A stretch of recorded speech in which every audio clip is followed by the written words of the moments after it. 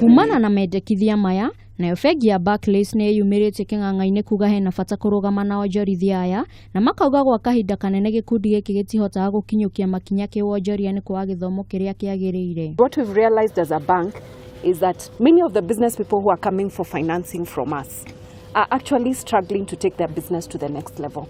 So we are saying to ourselves as Barclays, we're in the business of giving money, right? But we need to get like-minded partners who are actually going to work with these entrepreneurs to give them information that will drive them to the next level so that they can survive their business to 5 years. Gĩthomo gĩkĩ na nokĩo gĩtuaga rũciũ rwa biacara gĩkerĩkana kwaga amu ona arĩa mangĩhota kũingĩra thoko-inĩ ya ũgũri na wendia wa shares matirĩ ũmenyo ũyũ na makorĩra. Some of them want to list at the stock exchange and they have questions around how do I list my business in the stock exchange?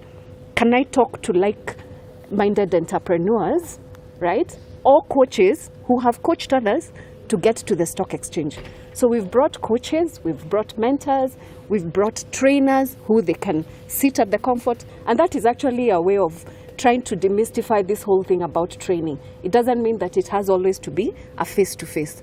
We are trying to provide convenience to the entrepreneurs that we are growing with them. Seminari ya gũkũria biacara ici, bengi ya Barclays no yugĩte hena bata kwaria na arĩa mandĩkĩtwo wĩra-inĩ, tondũ aya nĩo makuaga mbũri ta tha ũndũ-inĩ wĩgiĩ ũkũria wa biacara. Mara nyingi tunasahau mambo ya employees.